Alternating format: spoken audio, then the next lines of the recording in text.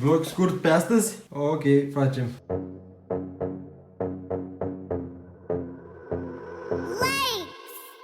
Îmi fac paste când ăștia spate.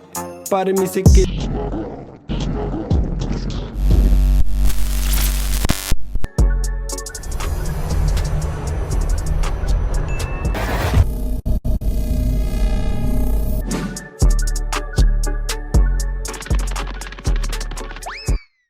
Salutare marțieni, astăzi o să filmăm un mega clip la un videoclip la filmările unui...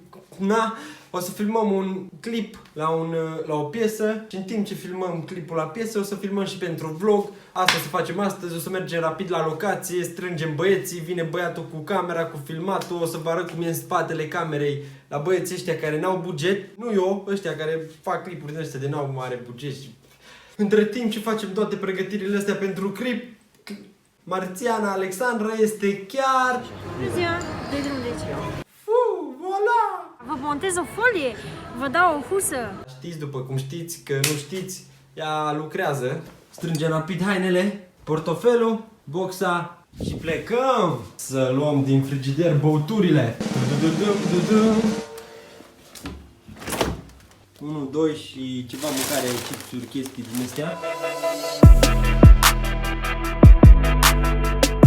Stai că trebuie să zic. Bă, dar ce mi-e rușine să vorbesc la cameră. Gândește-te că sunt mai mulți oameni în camera mică, știi? Ok. Prieteni? Salutare marțieni. Ne-am strâns. Ce nu știu să încep. Faceți cunoștință cu băiatul care filmează, regizorul. Ei sunt participanții al acestui videoclip. Noi am venit doar să bem. Suntem aici pe vlog, am terminat primul cadru. Câteva cadre din clip. Este gata toată filmarea, am venit acasă la studio, am trimis piesa. Astăzi o să ne facem intrarea la Alexandra la lucru, Marțiana. Spectaculoasă!